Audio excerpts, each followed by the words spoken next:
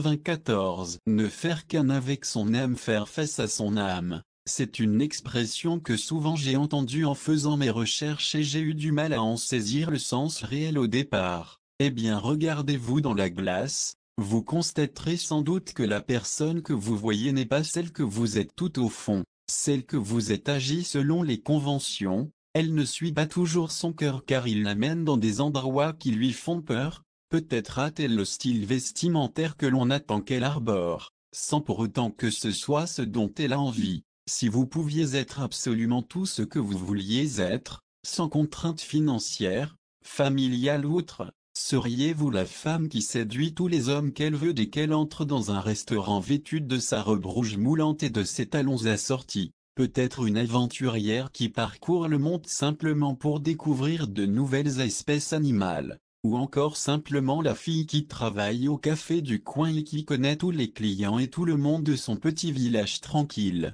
Mais si vous pouviez être et faire absolument tout ce que vous vouliez, je doute que votre réponse honnête était « Je ne changerai absolument rien ». C'est ce que signifie faire face à son âme, la rencontrer et ne faire qu'un avec elle. Les âmes jumelles seront appelées à faire exactement ça, réunir celles qu'elles sont aujourd'hui, avec toutes celles qu'elles ont été dans leur vie précédente, avec celles qu'elles sont réellement tout au fond. Ça paraît colossal comme travail, c'est parce que ça l'est. Lorsque je disais au tout début que lorsque son âme sort de son corps pour aller enlacer l'autre comme si elle avait une volonté et un savoir qui lui est propre, eh bien c'est que c'est le cas. Durant cette phase, elle devra s'unifier avec cette volonté et ce savoir. En bref, ne faire qu'un avec elle-même. Lorsque sa voix intérieure lui dit qu'elle a envie de quelque chose qui lui paraît fou, mais que sa logique la raisonne parce que ce n'est pas convenable,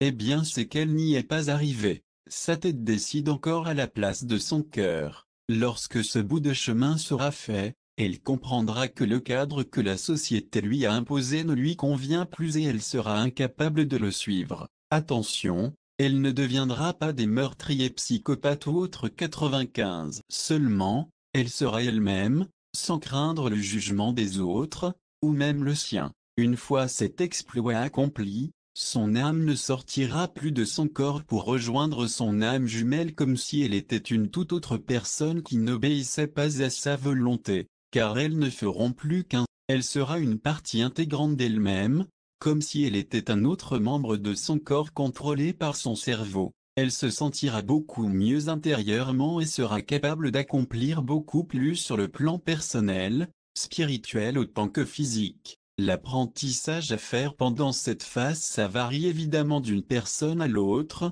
selon son vécu, son cheminement déjà accompli et la voie qui lui est destinée.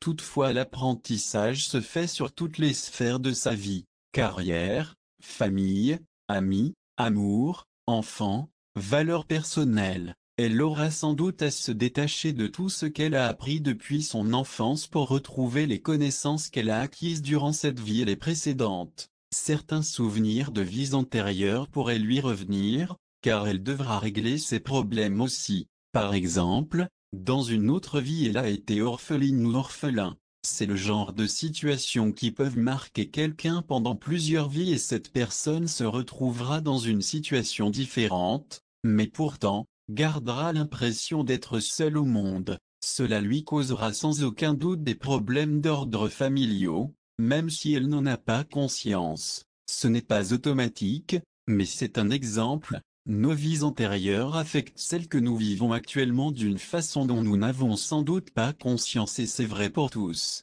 Alors les anges seront là pour mettre les cartes devant les âmes jumelles, une à une, afin de lui faire comprendre que la réaction irrationnelle qu'elle a eue est due à un traumatisme d'une vie passée. Ça peut être profond, tout comme ça peut être aussi bénin que sa peur des abeilles qui est due à une attaque d'abeilles dans une autre vie. Cet apprentissage lui servira bien sûr dans sa vie actuelle, mais il a 96. Prépare en fait à ce qui l'attend une fois de l'autre côté. Lorsque l'on meurt, on doit passer à travers un processus de purge, où l'on revit notre vie afin d'en guérir le plus possible et d'en tirer des leçons. La dernière vie que vous vivrez avec votre âme jumelle est différente. Vous devrez atteindre le plus haut niveau de guérison pour qu'une fois de l'autre côté vous puissiez évoluer.